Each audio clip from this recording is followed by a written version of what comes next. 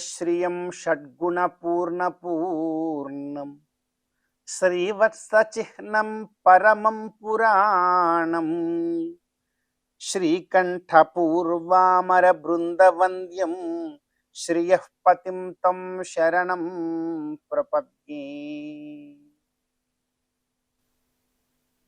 అత్యంత పవిత్రమైన ఈ జ్యేష్ఠ మాసంలో శుభోదయ వేళ దేవదేవుడైనటువంటి శ్రీమన్నారాయణుణ్ణి, కలియుగ ప్రత్యక్ష దైవమైనటువంటి శ్రీ వెంకటేశ్వర స్వామి వారిని పరిపర విధాలుగా శరణాగతి చేస్తూ ఉత్తమమైన ఈ జ్యేష్ఠమాస శుభోదయ సమయాన్ని మనం చరితార్థం చేసుకుంటూ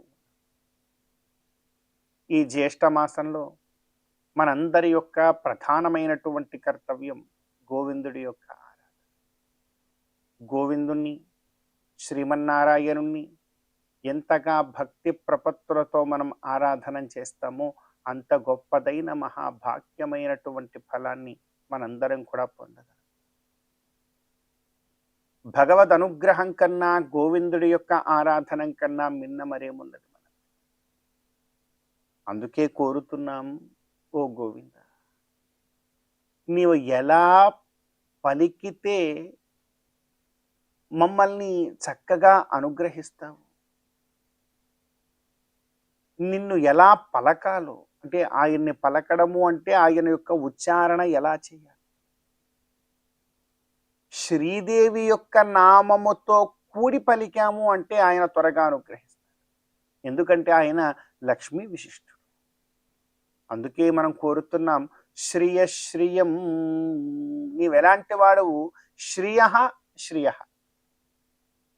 శ్రియ అంటే అమ్మవారికి సంపద ఎవరు అంటే నీవే.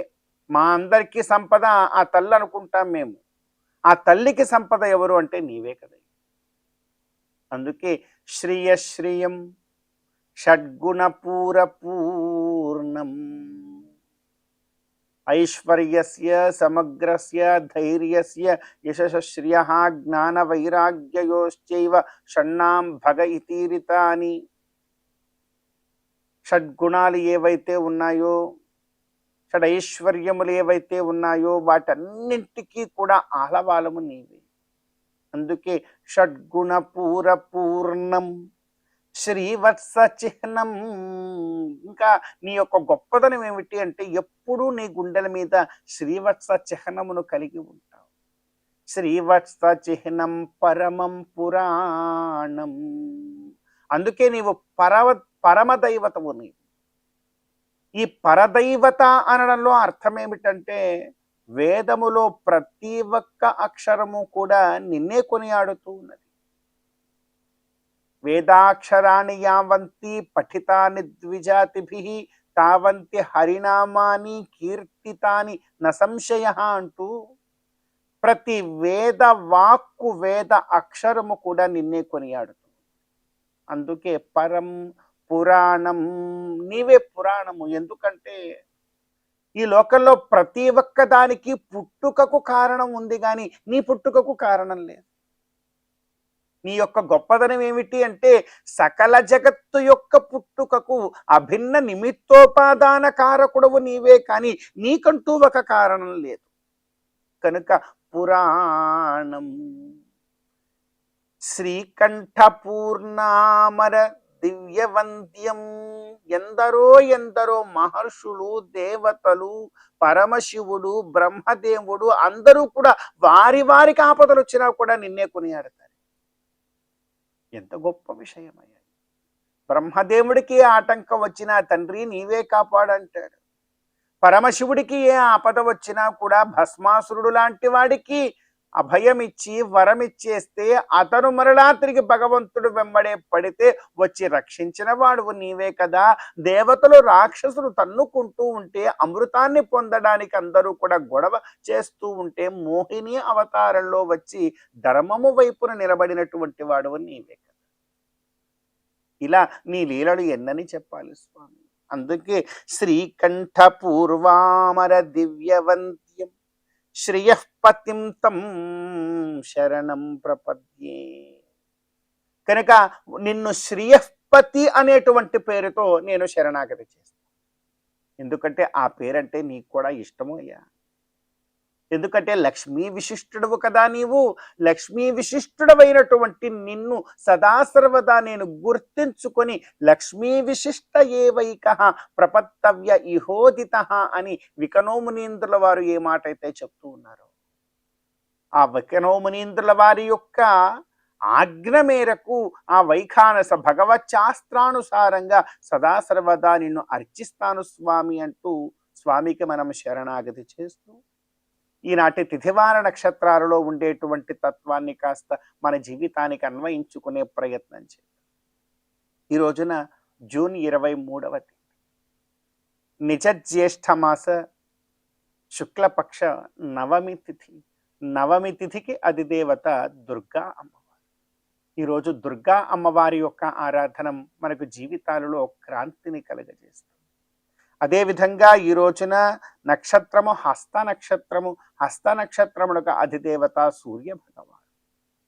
ఈరోజు సూర్యుడి యొక్క ఆరాధన మనకు ఆయురారోగ్యాలనిస్తుంది. అదేవిధంగా ఈ రోజున వారం మంగళవారం. భక్తాగ్రగణ్యుడైనటువంటి హనుమంతుల వారి యొక్క ఆరాధన మనకు భక్తి ప్రపత్తులను ఇస్తుంది. కనుక ఈ తిథివార నక్షత్రాలలో ఉండేటువంటి తత్వాన్ని మన జీవితానికి అన్వయించుకొని గోవిందుడి యొక్క అనుగ్రహంతో ఈ నిజ జ్యేష్ఠ మాస శుభోదయ సమయాన్ని మనం చరితార్థం చేసుకుందాం. చందురుతోడ పూటిన సంపదల మెరుగవో కందువ బ్రహ్మల కాచే కల్పవల్లివో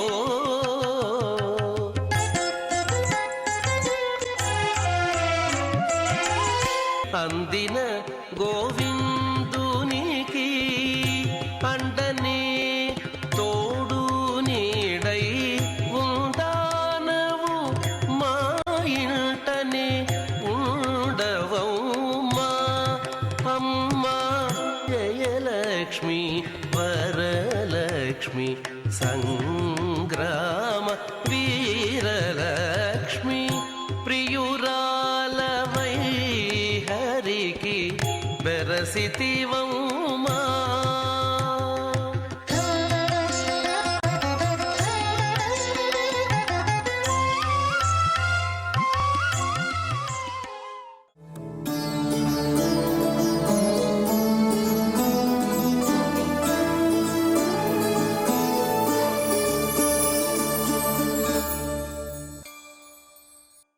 భూతం సరశ్చ మహదాహ్వయ భట్టనాథ శ్రీభక్తిసారకులశేఖర యోగివాహాన్ భక్తాంగ్రిరేణు పరకాల యతీంద్రమిశ్రాన్ శ్రీమత్పరాంకుశమునిం ప్రణతోస్మి నిత్యం.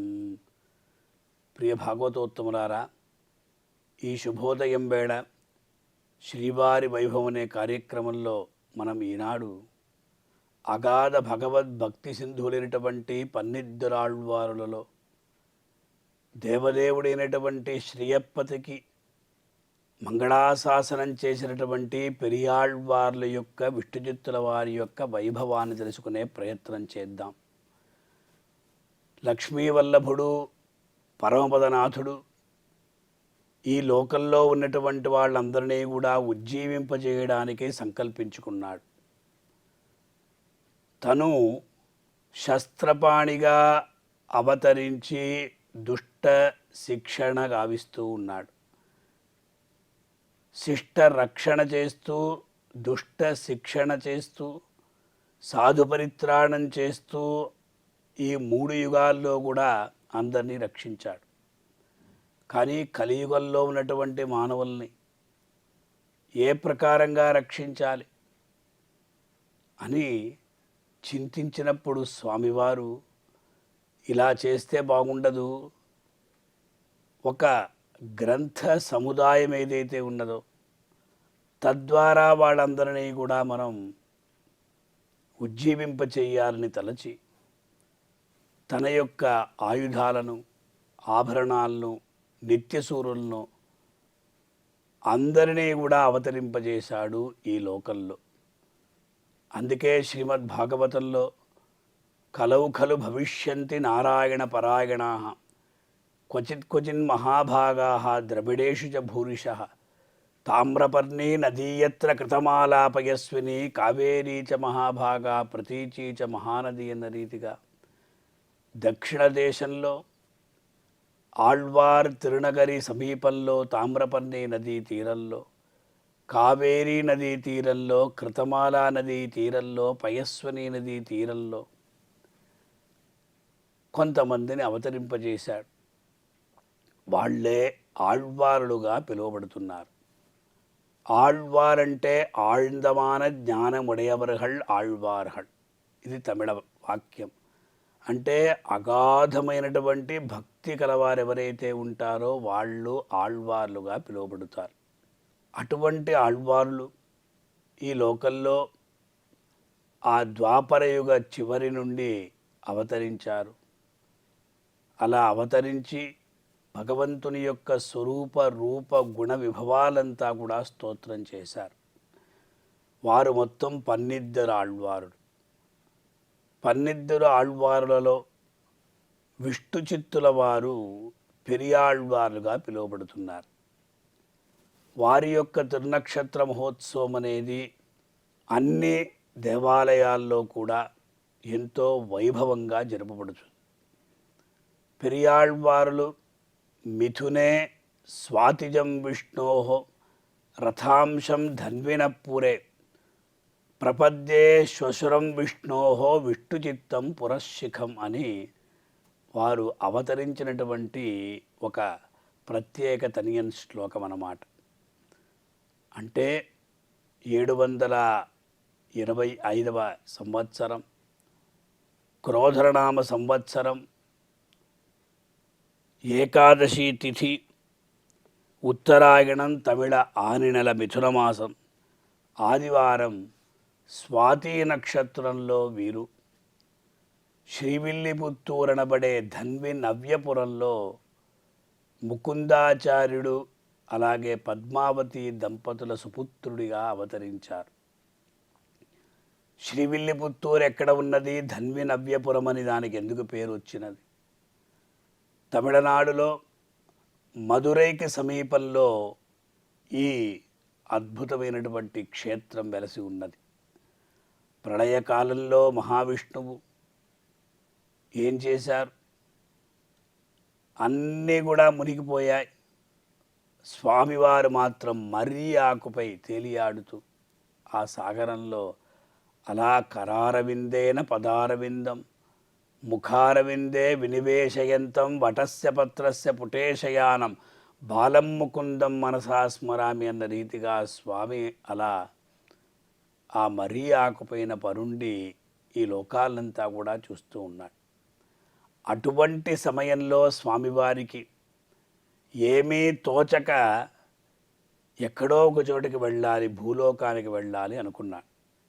అందువల్ల స్వామి ఈ ధన్వి నవ్యపురానికి విచ్చేశాట. క్షీరాబ్దివాసం సవిహాయ భూమ్యాం తత్రావిరాసీత్ వటపత్రశాయీ సంరక్షరాత్రం భగవాన్ ముకుంద తత్రాగత సప్తమహార్ణవాస్తన్న రీతిగా ఈ శ్రీవిల్లిపుత్తూరికి స్వామి వచ్చి చేరాడు. అది కూడా వడపెరుంకోయిరుడయాన్ వటపత్రశాయిగా వచ్చాడు. ఆ స్వామివారిని ప్రార్థించారు ముకుందాచార్యుల దంపతులు. పెరియాళ్వారిని అనుగ్రహించారు. వీరికి విష్ణు చిత్తులు అని పేరు. విష్ణు చిత్తులు అంటే విష్ణు చిత్తే యస్య సహ విష్ణు చిత్త, విష్ణోహో చిత్తే యస్య సహ విష్ణు చిత్త అని 2 వ్యుత్పత్తుల్ని పెద్దవాళ్ళు తెలియజేస్తూ ఉన్నారు. అంటే విష్ణువుని తన యొక్క హృదయంలో, తన యొక్క మనస్సులో, తన యొక్క చిత్తంలో ఎల్లప్పుడూ కూడా స్మరించువాడు, చింతించువాడు. అలాగే విష్ణువు యొక్క హృదయంలో, మనస్సులో, చిత్తంలో ఉండేటువంటి వాడు కనుక ఈయనకి విష్ణు చిత్తులు అన్నారండి. అద్భుతమైనటువంటి నామం, తిరునామం ఇది. భట్టర్ పిరాన్ అంటే భట్టనాథుడు అని ఒక పేరుంది. అలాగే పెరియాళ్వార్లు అని కూడా పేరున్నది. వీరికి యథాక్రమం ఉపనయనాది సంస్కారముల చేత సంస్కృతులై వేదాంగ దివ్య ప్రబంధాలు అంటే విశేషంగా అంతకుముందు వీరి ముందు పొయ్యాళ్వార్, భూదత్తాళ్వార్, పెయ్యాళ్వార్ ఆ ప్రకారంగా అన్నింటినీ కూడా అధ్యయనం చేశారు. ఇటువంటి మహనీయులు మన వెంకటేశ్వర స్వామిని కూడా స్తోత్రం చేశారు. అంచేత పెరియాళ్వార్లని మనమందరం కూడా స్మరించుకుంటూ శ్రీ వెంకటేశ్వర స్వామి వారి పాదార విందాలను ఆశ్రయించి తరిద్దాం. ఓం నమో వెంకటేశాయ. 16 పన్నెలతో బంగారు పతిమా చెదరని వేదములా చెగురుబోడి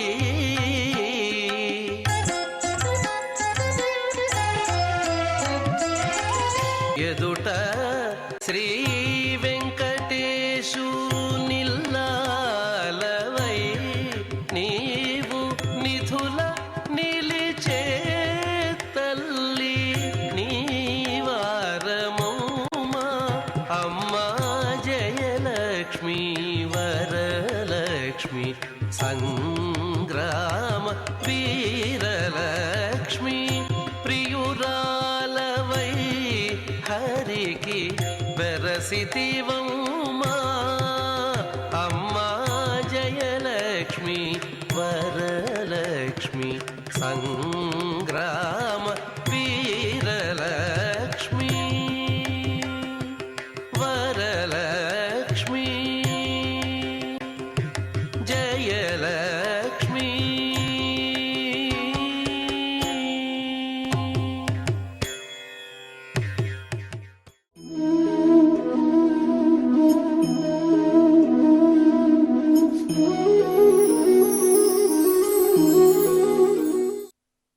అఖిలాండ కోటి బ్రహ్మాండ నాయకుడైనటువంటి దేవదేవుడు యుగయుగాలలోనూ ధర్మ సంస్థాపనం కోసం దశావతారములు, ఏకవింశతి అవతారములు, అనంతావతారములు కూడా ధరించి రక్షిస్తూ ఉన్నటువంటి పరమాత్మను ఎవరైతే ప్రగాఢంగా విశ్వసించి ఉపాసిస్తున్నారో అటువంటి వారికి అన్ని రంగములలోనూ దిగ్విజయమే అని లీలాశుకుల వారు సెలవిస్తూ ఉన్నారు. చింతామణిర్జయతు సోమగిరిర్గురుర్మే శిక్షా గురుశ్చ భగవాన్ సికిపించమౌళి యత్పాద కల్ప తరుపల్లవ శేఖరేషు లీలా స్వయంవరరసం లభతే జయశ్రీ. ప్రాచీన కాలంలో మహారాజులు వారి కుమార్తెలకు వివాహం చేయాలంటే స్వయంవరం చాటించేవాళ్ళు. నానా దేశాగతులైనటువంటి రాజకుమారులంతా కూడా వేంచేసి ఆ స్వయంవరంలో ఏ పరీక్ష పెట్టారో రాజుగారు ఆ పరీక్షలో నెగ్గినవాడు ఆ రాజకుమార్తెను పరిగ్రహించేవాడు. అది ఒక దిగ్విజయంగా భావించేవాళ్ళు. అప్పుడు ఎన్నటికీ కూడా నిరంతరము దిగ్విజయాలు కలగాలి అంటే ఏం చెయ్యాలి? యత్పాద కల్ప తరుపల్లవ శేఖరేషు, ఏ దేవదేవుడైనటువంటి శ్రీకృష్ణ భగవానుని యొక్క పాదపద్మములు కల్పవృక్షముల చిగుళ్ల వలె ప్రకాశిస్తూ ఉన్నాయో, కల్పవృక్షములో అణువుకు ఒక శక్తి ఉంటుంది, ఏ కోరికలు అడిగినా తీర్చే శక్తి ఉంటుంది. అలా శ్రీకృష్ణ భగవానుని యొక్క పాదపద్మములు యత్పాదకల్ప తరుపల్లవ శేఖరేషు, ఆ పాదపద్మములు కల్పవృక్షముల చిగుళ్ల వలె ప్రకాశిస్తూ ఆశ్రయించిన భక్తులకు అన్ని రంగాల్లోనూ దిగ్విజయం ప్రసాదిస్తూ ఉన్నాయి. చింతామణిర్జయతో లీలాశుకుల వారు శ్రీకృష్ణ కర్ణామృత కావ్యాన్ని ప్రారంభిస్తూ చింతామణికి జయమవుగాక అంటే, చింతామణి అంటే ఏమిటి? భక్తుల చేత నిరంతరము చింతనామయ జగత్తులో ఏ దేవదేవుడు స్మరింపబడుతూ ఉన్నాడో, ఏ దేవదేవుని యొక్క అనన్య చింతనామృతం చేత భక్తులు పరవశిస్తూ ఉన్నారో అటువంటి చింతామణి కృష్ణుడు అని చెప్తారు కొంతమంది వ్యాఖ్యాతలు. అలా కాకుండా లీలాశుకుల వారు చింతామణి అనే ఒక వేశ్య చేత ఆయన ప్రభావితుడై ఆమె ప్రబోధంతో ఈ కవిత్వం చెప్పాడని కొంతమంది పెద్దలు వ్యాఖ్యానిస్తారు. ఎలా ఉన్నా కానీ చింతామణి అంటే ఏమిటి? మణి. ఆ మణి కృష్ణుడే. చింతామణిర్జయతు సోమగిరిర్గురుర్మే. సోమగిరి అనే మహానుభావుడు ఆ లీలాశుకుల వారి యొక్క ఒక ఆచార్య పురుషుడు, గురుదేవుడై ఉంటాడు. చింతామణికి జయము, సోమగిరి గురువరులకు జయము. శిక్షా గురుశ్చ భగవాన్ శిఖిపించమౌళి. శిక్షా గురుశ్చ అంటే జీవుల యొక్క అంతరంగ ప్రవృత్తిని శిక్షించి యోగ మార్గం వైపు నడిపించేవాడు ఆ కృష్ణ భగవానుడు. అందుకే భగవద్గీత ప్రబోధం చేశాడు. అన్ని చేతరును బ్రహ్మార్పణ విధిచేయ మన్నించు బుద్ధులకు మరుగజెప్పి ఉన్నత పదముల కొనరంగ కరుణించు పన్నగసేనుడే బ్రహ్మయోగి అని. అపరిమితములైన యజ్ఞాలు వడిచేయ ప్రపన్నులకు బుద్ధి పచరించి తపముగా ఫల పరిత్యాగంబు గావించు కపురుల గరిబల కర్మయోగి. మనం ఫలపరిత్యాగం చేసి పరమాత్మకే అన్నీ సమర్పించి కేవలం మన కర్తవ్యాన్ని మనం నిర్వహిస్తూ ఆ అర్పణ బుద్ధితో ఎవడు నిర్వహిస్తున్నాడో వాడికి అన్ని విధాలా కూడా నేను దిగ్విజయం ప్రసాదిస్తూ ఉన్నాను అని చెప్పాడు పరమాత్మ. అలా శిక్షా గురుశ్చ, శిక్షా గురువు ఎవరికంటే సకల జీవులకు శిక్షా గురువు ఆ కృష్ణ భగవానుడే. శిఖిపించమౌళి. భగవంతుని యొక్క అనేకానేక దివ్యమంగళమూర్తులలో నెమలిపించంతో కూడినటువంటి అలంకారం ఒక కృష్ణ భగవానుడికే ఉంటుంది. ద్వాపరయుగంలో కృష్ణ భగవానుడే అటువంటి అలంకారం చేసుకున్నాడు. దానికి ఆంతర్యాలు అనేక విధాలుగా నేపథ్యాలు చెప్తారు పెద్దలు. ఏది ఉన్నా కానీ అనన్య సామాన్యమైనటువంటి ఆ సౌందర్యమూర్తికి అదొక మహా సౌందర్య హేతువై ప్రకాశిస్తూ ఉంది. శిఖిపించ మౌళి అంటే ఆ దేవదేవుడు దేవతా సార్వభౌముడు, దేవతా మౌళి, దేవతా లోకంలోనే శిఖరాయమాణ స్థితిలో ఉండి ఆదిమధ్యాంతరహితుడై అనంత ప్రభావుడై ఉండేవాడు ఆ దేవదేవుడు. అటువంటి శిఖిపించ మౌళి యత్ పాదకల్ప తరుపల్లవ శేఖరేషు. ఆ పాదపల్లవములను మనం ఆశ్రయిస్తే లీలా స్వయంవర రసం లభతే జయశ్రీ. అటువంటి జీవుని, అటువంటి భక్తుని, అటువంటి సాధకుని, అటువంటి యోగ పురుషుని దిగ్విజయం అన్నది ఎల్లవేళలా వరిస్తూ ఉంది ఒక స్వయంవర వధువులాగా అని వర్ణించారు లీలాశుకుల వారు. అంటే దిగ్విజయం కోరినా కలిగినా కలక్కపోయినా ఆ పరమాత్మే జీవులకు దిక్కు. కాబట్టి ఎంత అచంచలమైనటువంటి దీక్షాదక్షమైనటువంటి భావన, భక్తి పారవస్యము ఆ పరమాత్మ పట్ల జీవులకు ఉండవలసిన అవసరం ఉందో ఈ ప్రథమ శ్లోకంలోనే లీలాశుకుల వారు అత్యద్భుతంగా వర్ణించారు. అది మనమంతా కూడా ఆచరింపదగినటువంటి పరమార్థము అని గ్రహించవలసిన అవసరం ఉంది.